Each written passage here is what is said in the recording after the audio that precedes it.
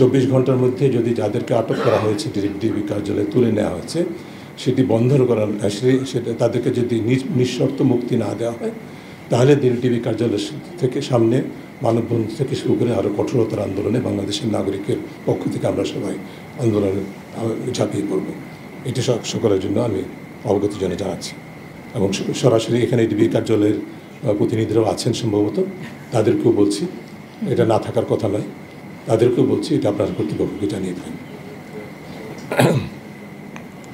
দু একটি কথা আমি বলতে চাচ্ছিলাম, তার মধ্যে প্রথম যে বিষয়টি সেটা হচ্ছে যে সরকার ভুলে গেছে, কর্তৃপক্ষ ভুলে গেছে যে মানুষের বাক স্বাধীনতা, মত প্রকাশের স্বাধীনতা, মানুষের অধিকার ভিত্তিক আন্দোলনের যে স্বাধীনতা, বৈষম্য বিরোধী আন্দোলনের যে স্বাধীনতা, সেটি সাংবিধানিক অধিকার, এটি কোনো অপরাধ নয়। এটা ভুলে গিয়ে এটাকে অপরাধ হিসেবে বিবেচনা করে রাজনৈতিক সুবিধা অর্জনের জন্যই হোক, যেই কারণেই হোক, প্রতিপক্ষকে ঘায়েল করার জন্যই হোক, যেই কারণেই হোক, তারা কিন্তু দমন নিপীড়নের পথ অনুসরণ করেছে এবং এই পথে তারা সমস্ত রাষ্ট্রীয় প্রতিষ্ঠানগুলোকে যাদের উপর অর্পিত দায়িত্ব আইনের রক্ষকের, তাদেরকে আইনের ভক্ষকে রূপান্তরিত করার সুযোগ করে দিয়েছে এবং সেটা তারা অবারিতভাবে করতে পেরেছেন, কারণ দীর্ঘ প্রক্রিয়ার মাধ্যমে এই প্রতিষ্ঠানগুলোকে দলীয়করণ করা হয়েছে। দলীয়করণের মাধ্যমে অতিরিক্ত সক্ষমতা দেওয়া হয়েছে আইন বহির্ভূতভাবে।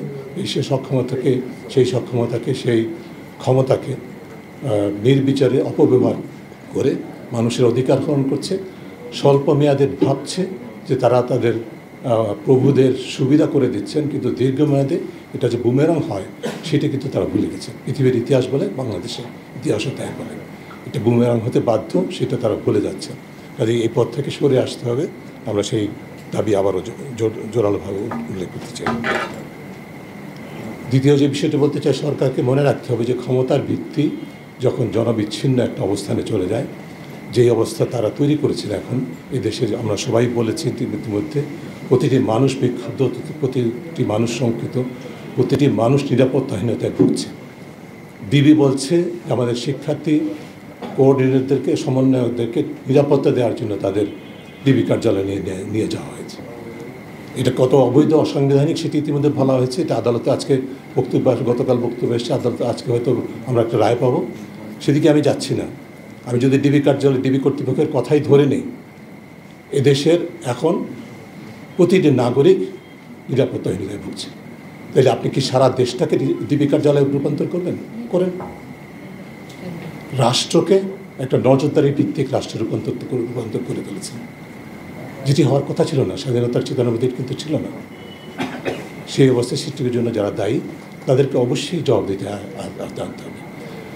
আমরা সকলেই বলছি ন্যায় বিচার চাই, আমাদের প্রতিটা দাবির মধ্যেই ন্যায় বিচারের কথা বলা হয়েছে। আপনারা, আমি অত্যন্ত দৃঢ় বিশ্বাস করি, এই ঘরে যারা উপস্থিত, আমাদের যারা কথা শুনছেন, এর গণমাধ্যমের সূত্রে যারা আমাদের কথাগুলি শুনবেন, সকলেই সম্পূর্ণ একমত। যারা সহিংসতার জন্য দায়ী, যারা হত্যাকাণ্ডের জন্য দায়ী, যারা নির্বিচারে আটকের জন্য দায়ী, যারা মানুষের অধিকার হরণের জন্য দায়ী, তাদের সকলেরই বিচার চাই। এটাই দেশের প্রতিটি মানুষ দাবি করে, কিন্তু কার কাছে চাইছে বিচার? এই বিচারে যে ফার্স্ট পোর্ট অফ কল, যেগুলো আইন প্রয়োগকারী সংস্থা, বাংলাদেশের ইতিহাস, সাম্প্রতিক ইতিহাস যা বলে, এমন কোনো অপরাধ নাই বাংলাদেশে যেটির মধ্যে আইন প্রয়োগকারী সংস্থার অংশগ্রহণ নেই।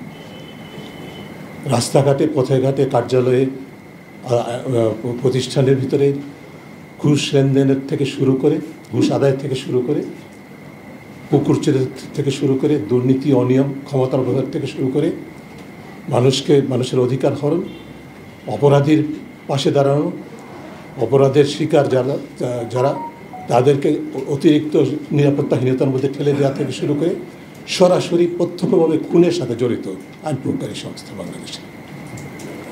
এভিডেন্সেস আর অ্যাবসলিউটলি ক্লিয়ার। কাজে তাদের কাছেই তো আমাদেরকে বিচার চাইতে হচ্ছে। বিচার হবে। বিচার কী হবে জানেন?